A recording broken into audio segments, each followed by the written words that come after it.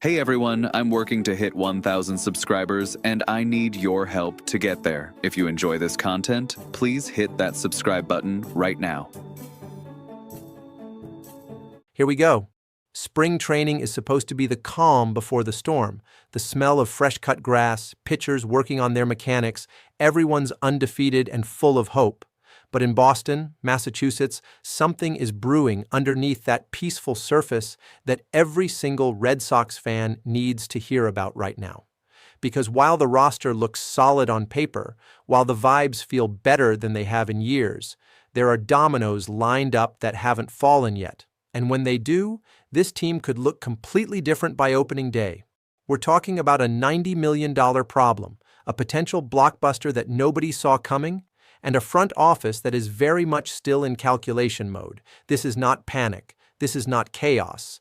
But it is absolutely a crossroads moment, and the decisions made in the next few weeks could define this Red Sox season before it even begins. So buckle up, because we are getting into all of it. Let's start with the situation that's been simmering all winter long and hasn't gotten nearly enough attention. Masataka Yoshida, the man the Red Sox gave a 5-year, $90 million commitment to, a hitter with real, legitimate, undeniable offensive talent. And right now, he's sitting in the middle of one of the most awkward roster logjams this franchise has seen in recent memory. Think about it. You've got Jarren Duran, you've got Roman Anthony, one of the most hyped young prospects to come through this system in years. And then you've got Yoshida, a designated hitter type who has extremely limited defensive flexibility, trying to find where exactly he fits in a crowded outfield picture.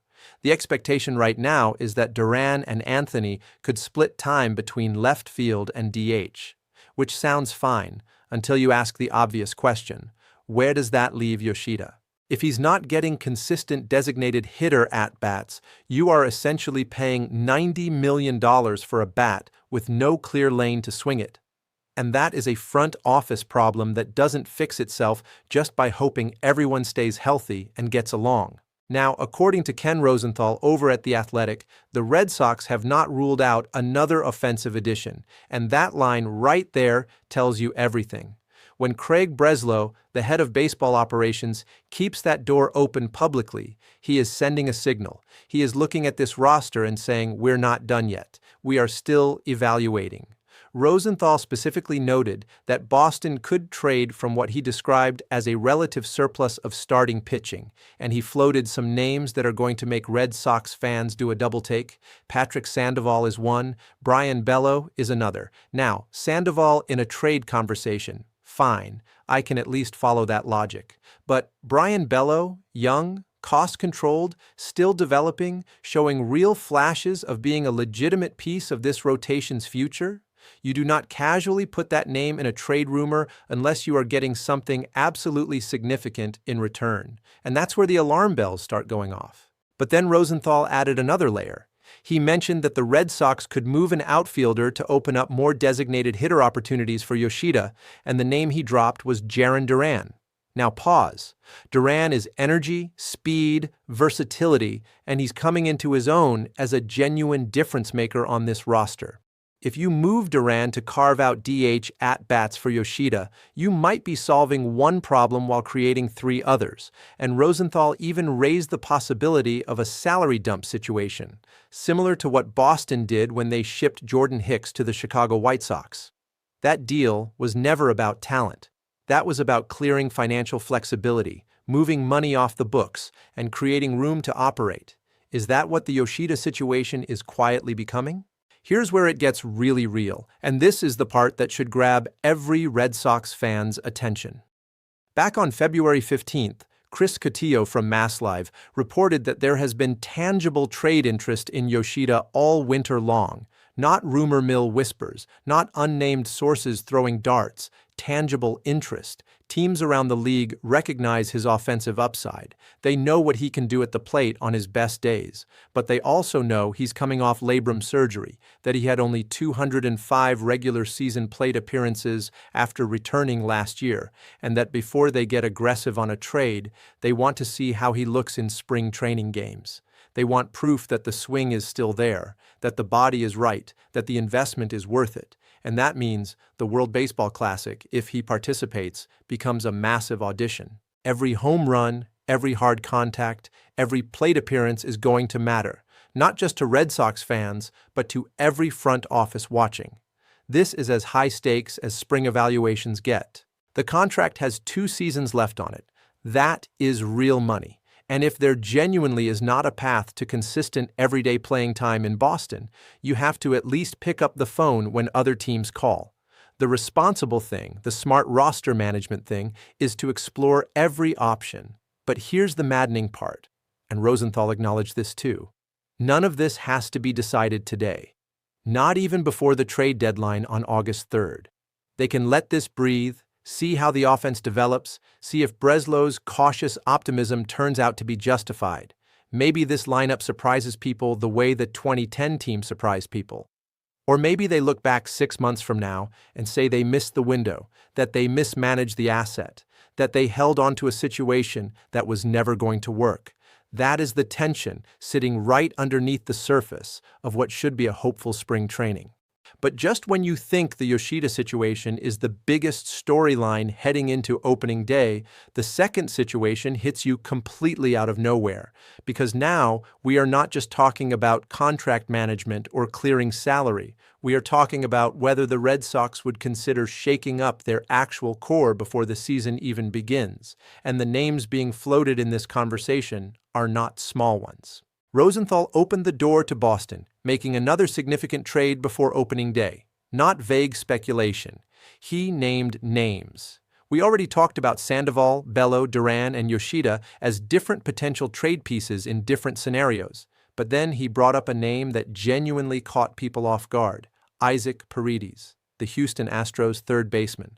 Rosenthal noted that talks involving Paredes appear to have stalled, but he suggested Paredes could be a pull hitter who makes sense for Fenway Park, that he could slide into third base, push Caleb Durbin to second, and allow the Red Sox to lean less on the still unproven and often injured Marcelo Mayer. And here is where the conversation gets uncomfortable, because that idea raises a question that cuts right to the heart of what this organization is supposed to be building. Mayer is 23 years old, 23. Alex Cora made it clear that Mayer still has to earn his job out of camp, and that is completely fair. Nobody gets handed a roster spot just because the prospect rankings say they should. But the upside on Mayer is enormous. The expectations internally are sky high. If you trade for Paredes right now, you are not just filling a roster spot. You are potentially stunting the development timeline of one of your best young pieces, blocking his path not for a week or a month, but for the foreseeable future. And that is a trade-off with real long-term consequences. Look, at the start of this offseason, everyone knew the Red Sox had holes, multiple holes.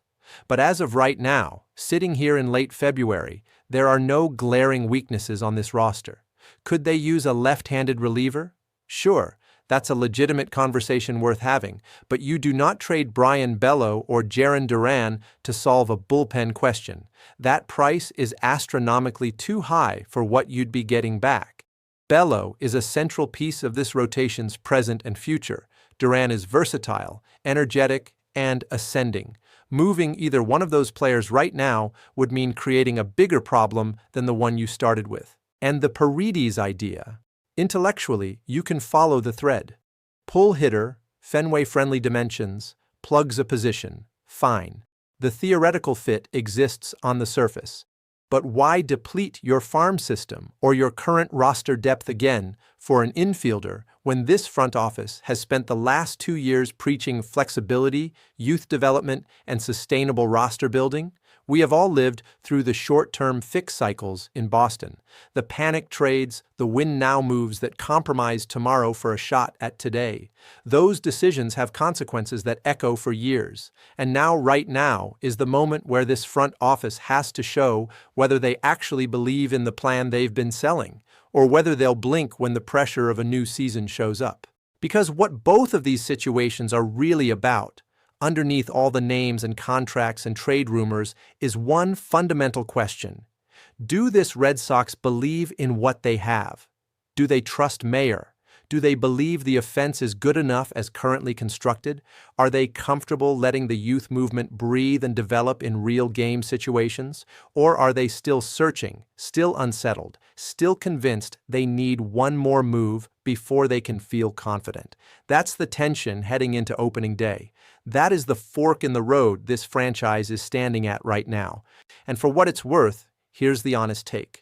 The Yoshida situation is real, and it deserves a real solution, whether that's a trade that benefits both sides or a commitment to creative lineup flexibility that gives him a genuine role. But moving Bello or Duran would be an overcorrection. The Paredes idea is a solution in search of a problem, and blocking Mayer's path before he's even had a real shot to prove himself would be exactly the kind of decision that ages terribly in hindsight.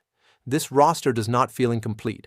That is progress. The fact that we are debating tweaks instead of overhauls heading into spring training, that matters more than people are giving it credit for. The talent is there. The youth is exciting. The question is whether the front office trusts it enough to let it play out. Now it's your turn. Do you think the Red Sox should move Yoshida if the right deal comes along? Would you even consider trading Bello or Duran to make something happen? And what do you actually think about the Paredes idea? Smart depth move or unnecessary roadblock for Marcelo Mayer? Drop everything you've got in the comments section below. This is exactly the kind of conversation this community was built for, and every single opinion matters here. If you enjoyed this breakdown and you want honest daily Red Sox coverage without the sugarcoating, make sure you hit that like button right now and subscribe to Red Sox Today. This channel is brand new, and we are pushing hard toward our first 2,000 subscribers. If you are the kind of fan who lives and breathes this team every single day, you are exactly who this community is for. We are just getting started, and trust me, you do not want to miss what's coming next. Hey everyone, I'm working to hit 1,000 subscribers, and I need your help to get there. If you enjoy this content, please hit that subscribe button right now.